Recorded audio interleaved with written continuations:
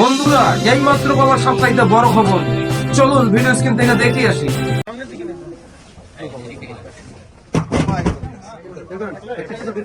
হযরত শাহজালাল আন্তর্জাতিক বিমানবন্দরে প্রায়ই জব্দ হচ্ছে অবৈধ সোনার চালান, কিন্তু কোনোভাবেই যেন বন্ধ করা যাচ্ছে না চক্রটিকে। এবার শাহজালাল বিমানবন্দরে ধরা পড়ল সোনায় মোড়ানো অবিশ্বাস্য এক মানব। আপনারা হয়তো ভাবছেন সেটা কিভাবে সম্ভব।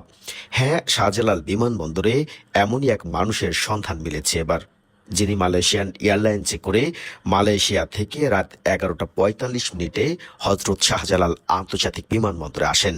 তিনি একজন মালয়েশিয়ান নাগরিক। বিমানবন্দরে বিমানটি অবতরণের পর এই ব্যক্তি ইমিগ্রেশনে আসেন। সেখানে নিরাপত্তার দায়িত্বে থাকা জাতীয় নিরাপত্তা গোয়েন্দা সংস্থার একজন কর্মকর্তা তাকে ফলো করতে থাকেন।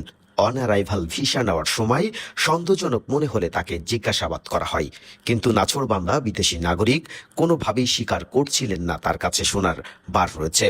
পরবর্তীতে উক্ত যাত্রীকে ঢাকা কাস্টমস হাউজের প্রিভেন্টিভ কর্তৃক স্ক্যান করার পর তার শরীরে পরিহিত ভেস্টের ভেতরের 12টা পকেট থেকে 12টা গোল্ড বার পাওয়া যায়, যার প্রতিটা গোল্ড বারের ওজন 1 কেজি, অর্থাৎ 12 কেজি সোনার বার তিনি শরীরেই বহন করছিলেন। অর্থাৎ সব মিলিয়ে প্রায় 15 কোটি টাকার সোনা জব্দ করা হয়েছে।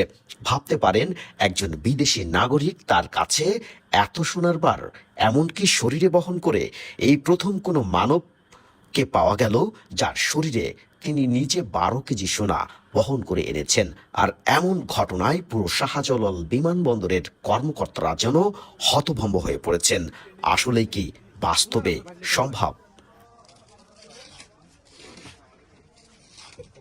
প্রিয় দর্শক, এবার আমরা আপনাদেরকে দেখাচ্ছি যে মালয়েশিয়ার নাগরিকের কাছে 12 কেজি সোনার বার পাওয়া গেছে তার শরীরে, জ্যাকেটের ভেতরে। তিনি সেই বারগুলো এবার একে একে বের করে দিচ্ছেন। এমনভাবে সোনা আনার দৃশ্য আগে কখনো বিমানবন্দর কর্তৃপক্ষ কিংবা বিমানবন্দরে যারা দায়িত্বরত রয়েছেন তারা আসলে দেখেছেন কিনা তারা কেউই বলতে পারেননি।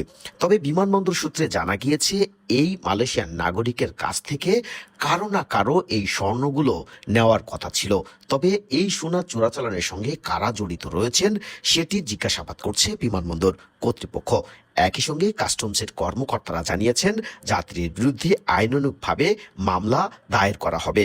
তবে একটি বিষয় আমরা নিশ্চিত করে বলতে পারি, এই স্বর্ণ কারো না কারো কাছে যাওয়ার কথা ছিল। বন্ধুরা, এরকম আরো নিত্য নতুন আপডেট খবর পেতে আমাদের ইউটিউব চ্যানেলটি সাবস্ক্রাইব করে আমাদের সাথেই থাকবেন। ধন্যবাদ।